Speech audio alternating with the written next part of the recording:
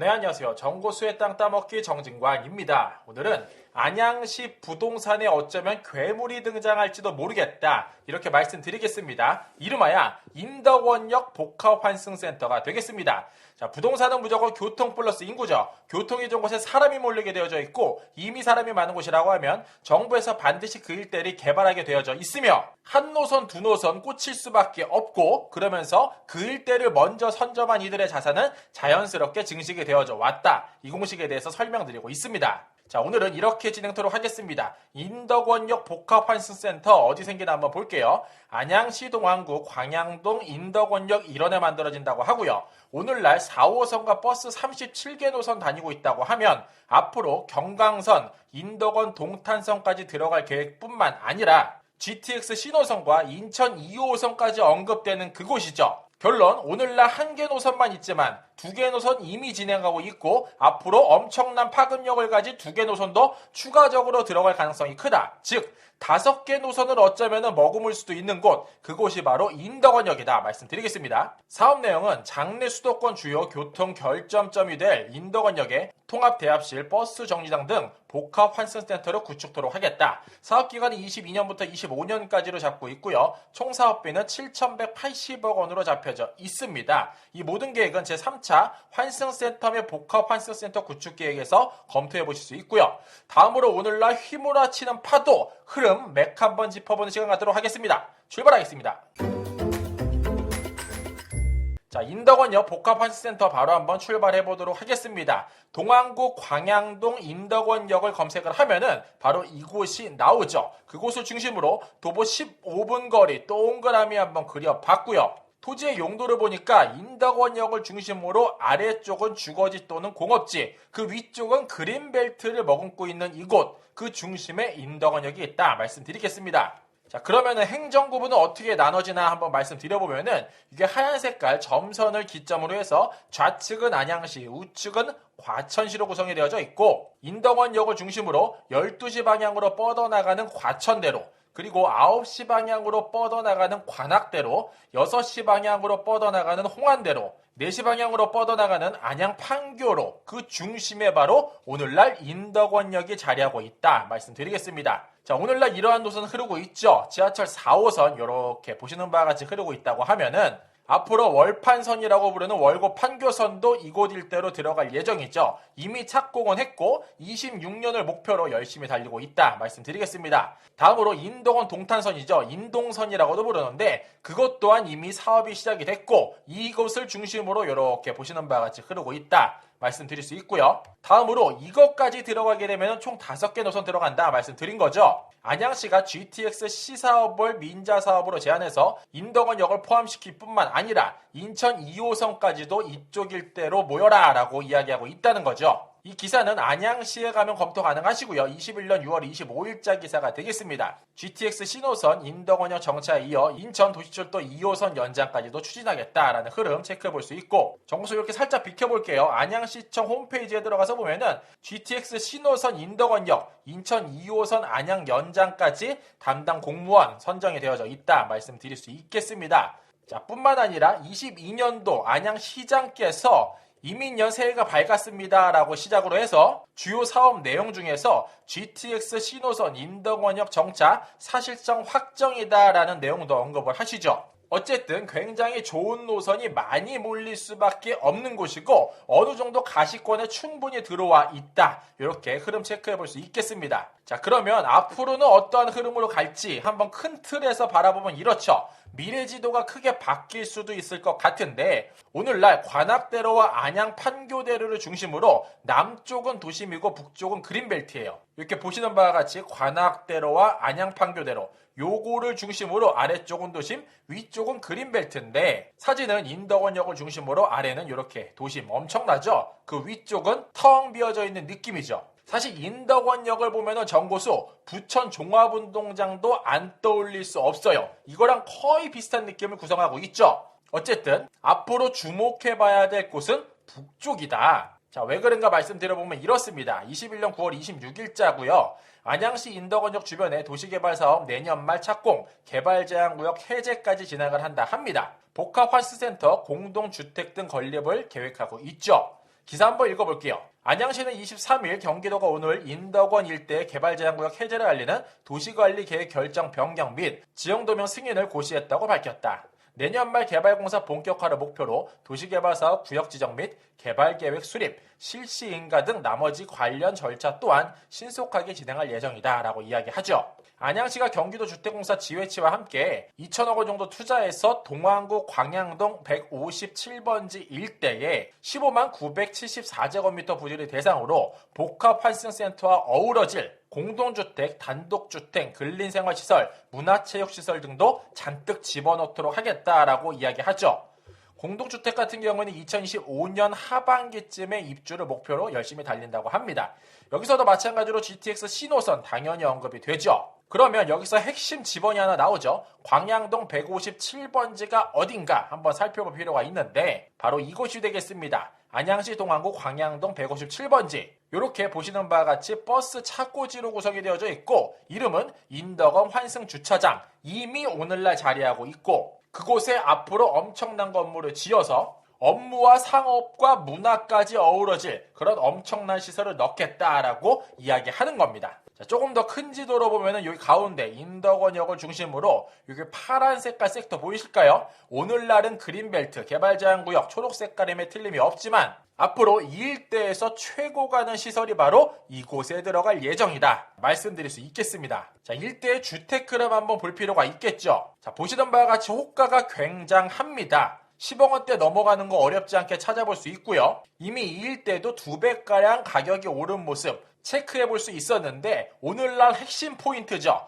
거래량은 이렇다고 이야기합니다. 자, 여기 가운데 인덕원역을 중심으로 이 일대 거래 절벽이다. 이 일대뿐만 아니라 전국이 절벽이다. 이렇게 말씀드릴 수 있겠습니다. 자, 오늘날 뉴스 한번 빠르게 체크해 보도록 하겠습니다. 제목만 들어도 흐름, 맥 집어볼 수 있게 정보수 간략간략하게 설명드려 볼게요. 22년 2월 15일자 기사입니다. 전세대출 이자가 더 겁난다. 월세 거래 2년 새에 40% 급등했다고 합니다. 즉 이자를 내면서 전세를 들어가고자 하는 사람들의 수가 줄고 있다. 왜 주나 봤더니 월세보다 은행에서 돈을 빌려서 전세 들어가는 게 더 이자 부담이 크다. 이렇게 말씀드릴 수 있고요. 돈 빌리기가 무섭네. 주담대금리 6에서 연말에 7%까지 올릴 계획을 살짝 언급했다. 이러한 흐름도 체크해 볼 수 있습니다. 그런데 최근에 싹 다 집 산 사람들 대부분이 누구다? 20, 30대들 영끌해서 샀고 집값 조정에 오늘날 패닉 오나라고 쓰여져 있지만 이미 패닉은 왔다라고 정고수 한번 말씀드려볼 수 있겠고요. 집값 하향 안정세 본격화 5년 이하 신축 조정 뚜렷하다라고도 이야기합니다. 그런데 여기서 좀 아이러니한 단어 안정세라고 이야기하지만 이미 집 산 사람은 전혀 안정감이 없고 앞으로 살 사람만 안정감으로 돌아서는 추세 흐름 읽어볼 수 있다 말씀드리겠습니다. 자, 일반 아파트 중개시장보다 조금 더 빠른 지수죠. 경매 낙찰가율도 넉 달째 연속 하락세를 보이고 있고 13개월 만에 90%대로 주택매매 위축에 경매시장도 꽁꽁이다. 이렇게 흐름 읽어볼 수 있습니다. 이뿐만 아니라 강남 3구죠. 이곳 또한 찬바람이 불고 가격도 뚝뚝 떨어지고 있다고 합니다. 이름만 대면 알만한 아파트입니다. 강남 음마, 서초 아크로 리버파크 등 실거래가가 떨어지고 있다. 자, 대부분 대한민국 부동산 판을 짜는 건 강남이라고 이야기해요. 거기가 올라가면 따라서 올라가고 거기가 떨어지면 따라서 떨어진다라고 이야기하는데 강남이 떨어지니까 당연히 더 이상 아파트 앞으로 분양받을 것도 로또가 아니겠죠. 더 이상 로또가 아니다. 서울 청약통장 가입도 뚝 떨어지고 있다. 500만원, 1000만원 정도 쌓여있던 거 당장 생활하는데 급급하기 때문에 깨서 쓰고 있고 나중에는 청약통장 없어도 줍줍할 수 있는 시대가 반드시 올 수밖에 없다 말씀드리겠습니다. 자, YTN 뉴스인데요. 아파트 청약시장 인기 시들 경쟁률 가점 모두 떨어지고 있다라고 이야기하죠. 지난해 서울 아파트 청약 당첨이 최저가가 평균 60점 정도라고 하지만 오늘날 같은 경우에 54점도 꺾였다라고 말씀드리겠고요. 이거 보면 더 재밌어요. 서울 아파트 청약 경쟁률 현황인데 전국 수도권 서울로 구분을 해놨습니다. 전국 같은 경우에 작년에 평균이 19.7대 1이고 22년 1월 달에 15.5대 1이에요. 뭐 그럴 수 있다 치고 자, 수도권 같은 경우에 21년 평균이 31대 1 정도가 됐고 22년 1월 달은 거의 반토막 났습니다. 17.4대 1 이렇게 수치로 확인이 되고요. 서울 같은 경우가 장난이 아니에요. 자, 대한민국 판을 짜는 서울이 이렇게 완전히 꺾였다는 겁니다. 자, 21년도 평균이 164.1이었어요. 한 200명 달겨들면은 1명 내지 1.2명 정도 당첨될 수 있는 확률이었는데 오늘날은 34.4입니다. 한 거의 5배가량이 꺾였다. 이렇게 흐름 체크해 볼 수 있겠습니다. 서울에서 점점 파생해서 뻗어나갈 수밖에 없다. 자, 그렇다 보니까 미계약도 송출이 하죠. 이미 당첨받은 사람들도 계약 포기가 우수수수수 은행나무에서 은행 떨어지듯이 취소하는 흐름 한번 말씀드릴 수 있겠네요. 서울을 제외하고 작년에 최고 불장이었던 곳이죠. 세종, 대전, 대구 또한 불장이 붕괴되고 있다라는 말씀 드릴 수 있겠습니다. 자, 마무리하겠습니다. 요즘 흐름 보면은 이러한 영화 생각납니다. 바로 폭풍 속으로라는 영화인데 굉장히 오래된 영화죠. 키아누 리브스 주연 영화인데 인생은 도전이다 라고 이야기하지만 여기 윈드서핑, 파도 속을 타고 있는 이 두 분께서 어쩌면은 이렇게 대화를 나누고 계신지도 모르겠어요. 자, 이게 왼쪽에 한 29 정도 된 남자분께서 최근에 영끌해서 집을 사셨는데 이렇게 이야기하십니다. 그때 영끌만 안 했더라면이라고 이야기하면 30대 후반 정도 우측 남자께서 파도 속에서 이렇게 외치십니다.